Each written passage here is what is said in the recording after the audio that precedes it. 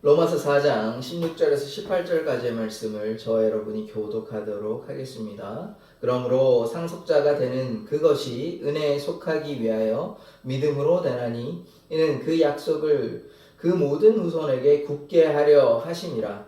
율법에 속한 자에게 뿐만 아니라 아브라함의 믿음에 속한 자에게도 그러하니 아브라함은 우리 모든 사람의 조상이라. 기록된 바 내가 너를 많은 민족의 조상으로 세웠다 하심과 같으니 그가 믿은 바 하나님은 죽은 자를 살리시며 없는 것을 있는 것으로 부르시는 이시니라.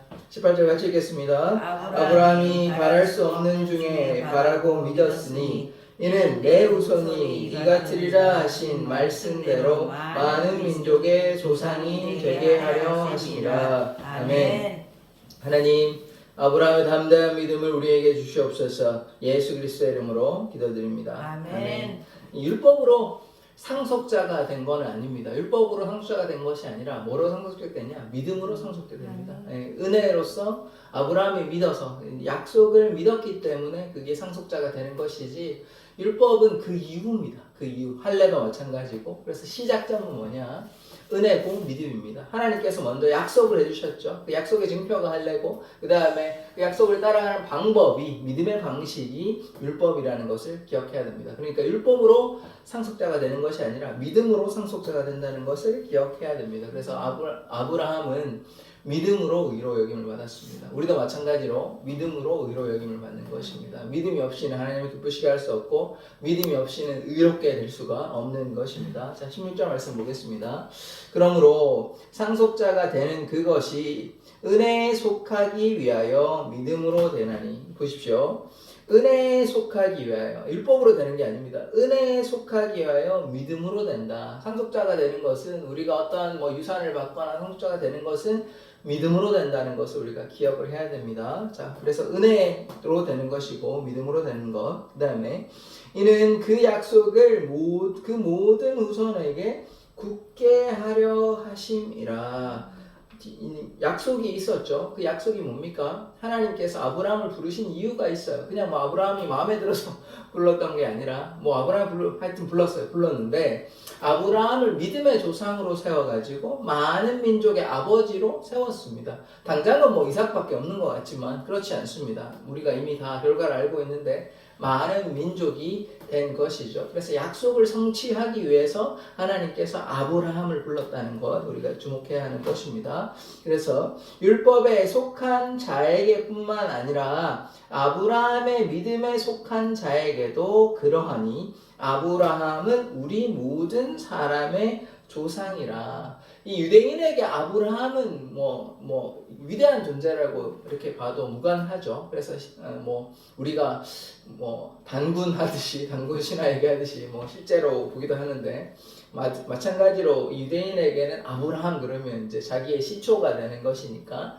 근데 이제 아브라함이 두 가지 다 조상이 된다는 거예요. 당연히 믿음의 조상이 되는 것이고, 그런데 또 율법으로도 조상이 된다는 것을 얘기하는 것입니다. 그러나 우리가 기억해야 되는 것은 율법이 중요한 게 아니라 여기에서 더 중요한 것은 믿음입니다. 믿음. 그래서 아브라함이 믿음의 조상이 되었다는 것. 그래서 물론 율법에 속한 자들도 아브라함이 이 사람들의 조상이, 유대인들의 조상이 되는 것은 맞지만, 이스라엘 민족의 시초가 되었으니까. 그러나 믿음이 중요하다는 걸 우리가 계속 유지해야 하는 것입니다. 17절. 기록된 바 내가 너를 많은 민족의 조상으로 세웠다 하심과 같으니.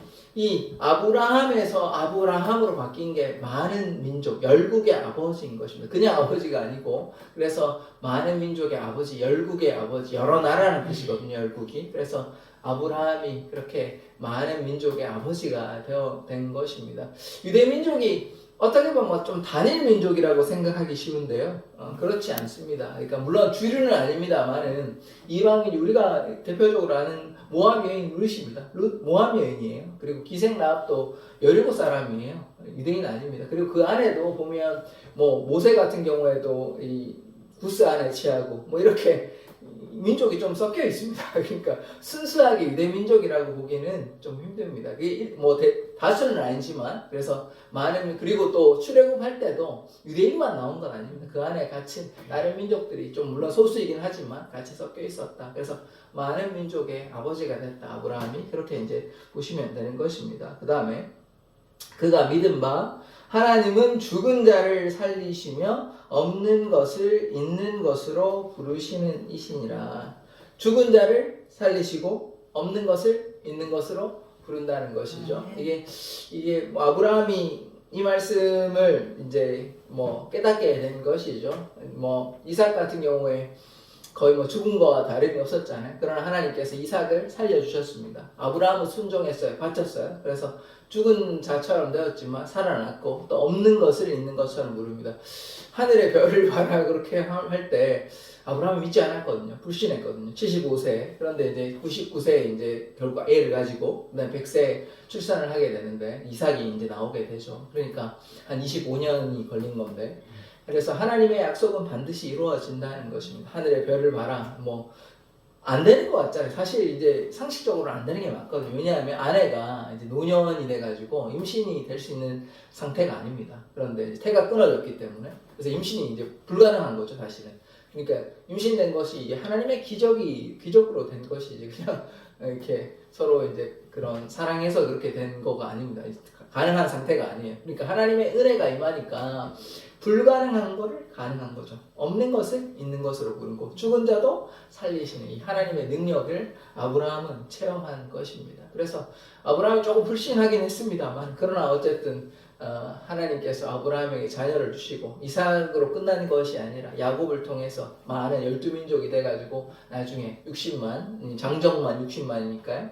뭐 자녀들 안에 이렇게 합치면 200만이 넘는다고 이렇게 봐야 되죠. 그래서 나중에 보면 또 장정만 130만이 되거든요. 나중에. 그래서 그때 되면 한 400만 이상, 뭐 4,500만 가까이 된다고 그만큼 그 당시 굉장히 이제 이른 시기임에도 불구하고 다윗 시대 그러면 기원전 한 1000년 정도거든요. 지금 한 3000년 정도 전에 한 4,500만이라면 굉장히 많은 숫자입니다. 그래서 하여튼 그렇게 대단한 민족이 되었다라는 것을 우리가 알 수가 있는 것이죠. 자, 18절의 말씀 보겠습니다.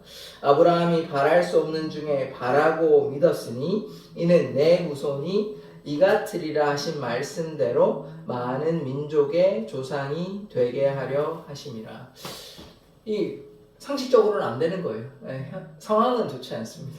근데 하나님께서 하시면 되는 거예요. 그래서 우리가 이런 믿음이 필요합니다. 그런데 믿음이라는 게 뭐 때로는 금방 이루어질 수가 있습니다. 이를테면 이제 여호수아가 태양아 멈춰라 달아 멈춰라 그러면 바로 이제 이루어지는 경우, 또 우리가 기도했을 때 하나님께서 바로 응답하시는 경우도 있습니다. 응답 안 하시는 건 아니에요. 그런데 어떤 경우에는 얼마나 되는지는 제가 알 수가 없지만 어떤 경우에는 대단히 인내가 필요한 경우가 많이 있습니다. 지금도 보시면 25년이 걸렸거든요. 그리고 우리도 이제 어떤 기도를 계속 하잖아요. 그런데 그거는 하나님의 때에 기다려야 되는 것입니다. 제가 이제 로마 박해를 얘기했는데요.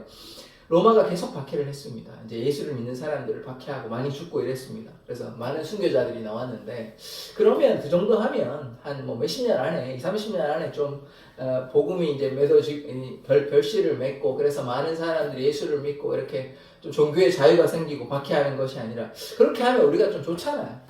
이를테면 이제 우리가 박해받는, 뭐 중국처럼 북한처럼 박해받는다고 생각했을 때, 만약에 우리가 지금 북한에 있다 생각해 보십시다. 그러면 이 마음껏 예배할 수가 없어요.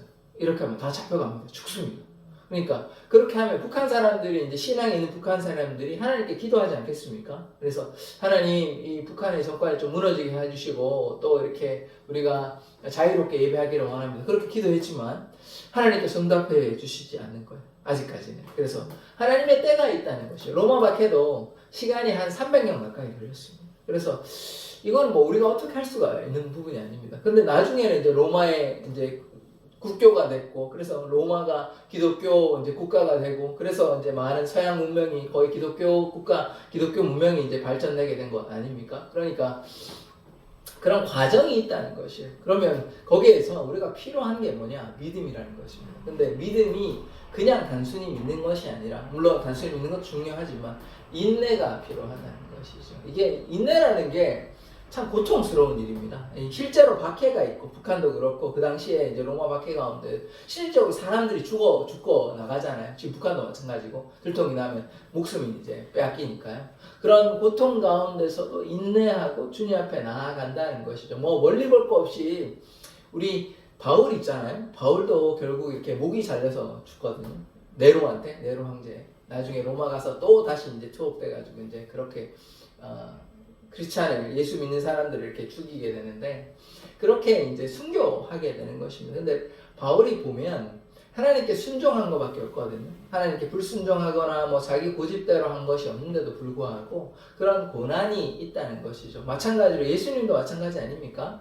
예수님께서 우리를 위해서 십자가 달려 돌아가셨잖아요. 아무 죄가 없으신 분이 어린 양의 보혈을 흘려주셔서 우리가 오히려 이제 그 덕분에 우리가 제사함을 얻고 하나님 앞에 끊어진 관계가 회복되었으니까 나아갈 수 있었던 것처럼 때로는 우리의 고난을 요구하시기도 합니다.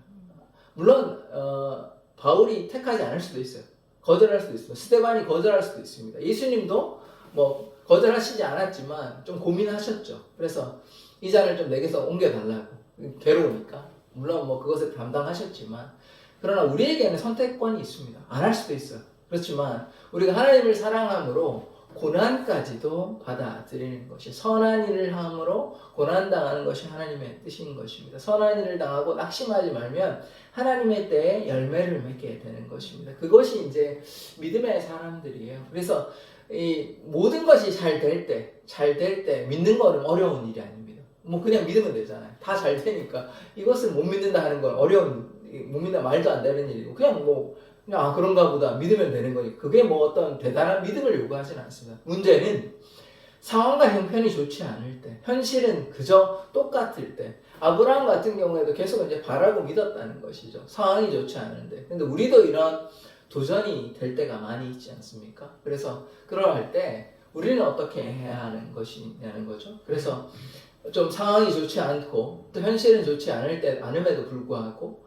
그러면 이제 바울이 정말 열심히 복음 전했던 사람 아닙니까? 그런데 이제 교회에서 봤을 때는 저렇게 열심히 한 바울이 결국 죽는구나, 순교하는구나 안타까이 여기면서 그렇게 좀 아파하지 않았겠습니까? 그래서 그런 고난 가운데 우리가 좌절하지 아니하고 그럼에도 불구하고 하나님의 선하심을 믿고 신뢰하는 것 이게 진정한 믿음이라는 것입니다. 다윗 같은 경우에 한번 보십시오.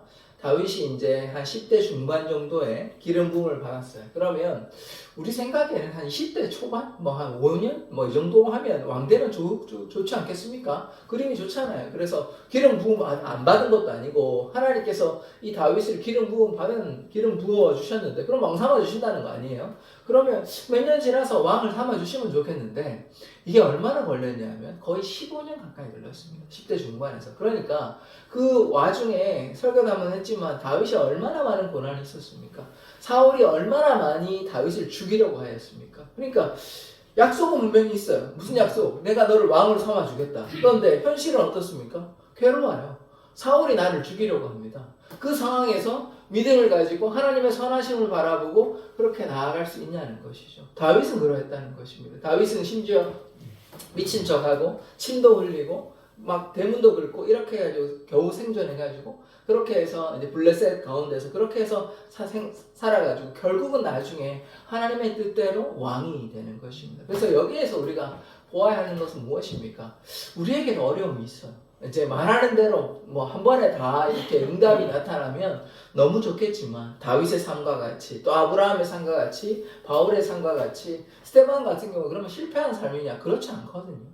사람이 스데반이 죽었다고 해서 바울이 죽었다고 해서 순교했다고 해서 이거는 고난으로 끝난 인생이다 이렇게 볼 수는 없는 것입니다. 오히려 하나님 입장에서는 순교자의 거룩한 피가 이제 있는 것이죠. 그래서 우리가 어떤 기준으로 하나님을 바라보고 또 세상을 바라보느냐에 따라서 우리의 믿음이 달라지는 것입니다.